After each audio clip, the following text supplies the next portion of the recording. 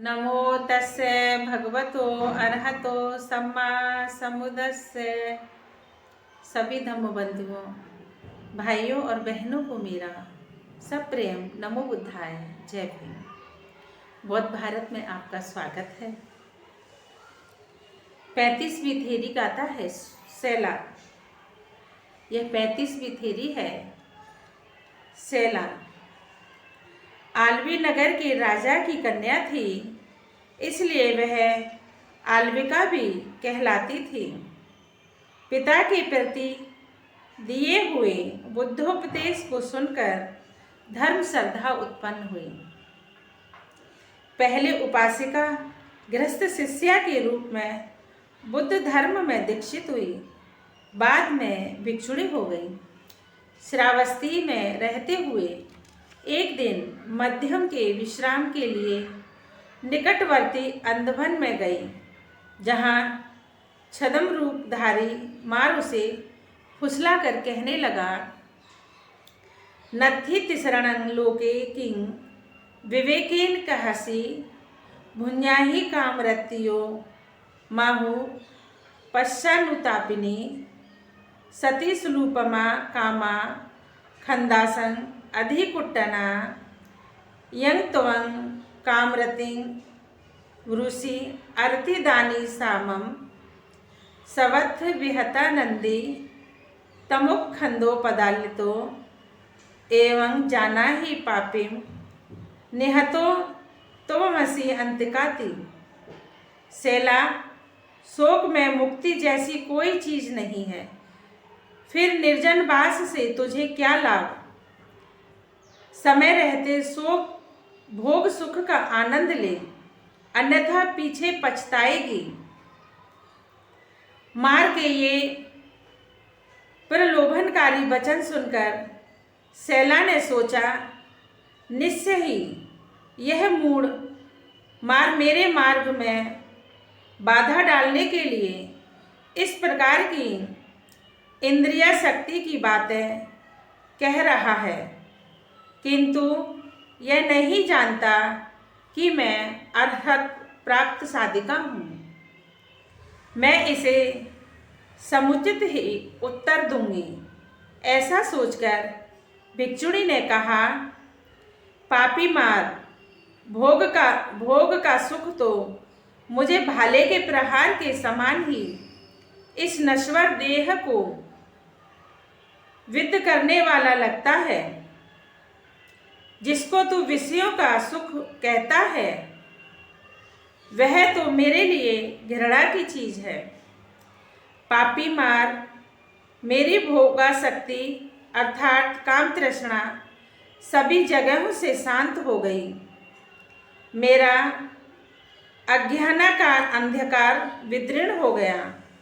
पापी मार, प्राणियों का अंत करने वाले, समझ ले, आज तेरा ही अंत कर डाला गया। दुष्ट, तू मार दिया गया। 36वीं थेरी गाथा है सोमा।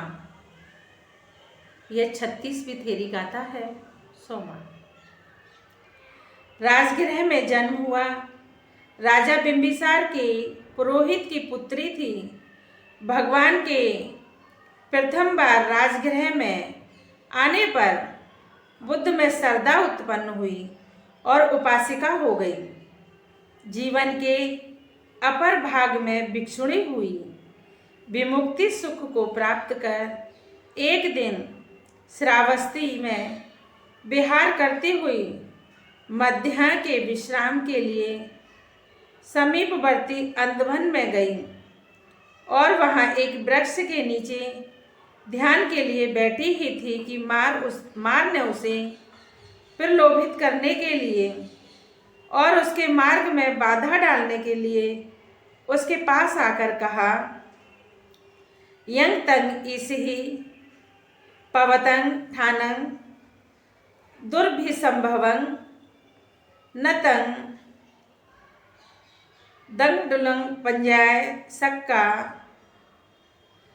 पप्पोतु मिथ्याति इति भावो नो किं कायरा चित्तहमि सुसमाहिते त्राणिमिः वर्तमानमिः सम्मा धम्मं विपස්සतो सवत्थ विहतानंदी तमुखंदो पदालितो एवं जाना ही पापिम निहतो तुममसि अंतकाति। जो स्थान ऋषियों के द्वारा भी प्राप्त करने में अत्यंत कठिन है, उसे 2 उंगली मात्र प्रज्ञा वाली स्त्री प्राप्त कर लेगी, यह कभी संभव नहीं। भिक्षुणी ने मार को फटकारते हुए कहा, जब चित्त अच्छी प्रकार समाधि में स्थित है, ज्ञान नित्य विद्यमान है और अंतर्ज्ञान पूर्वक धर्म का सम्यक दर्शन कर लिया गया है, तो स्त्रीत्व इसमें हमारा क्या करेगा। देख, मैंने सभी जगह से अपनी वासना की तृष्णा का संपूर्ण विनाश कर दिया है, अज्ञानक अंधकार को विदीर्ण कर दिया है। पापी मार, प्राणियों का अंत करने वाले, समझ ले, आज तेरा ही अंत कर दिया गया, तू मार दिया गया। इन्हीं थेरी गाथाओं के सत्य वचन से आप सबका मंगल हो, कल्याण हो, सबकी स्वस्थ मुक्ति हो, सभी प्राणी सुखी हों। साधु साधु साधु।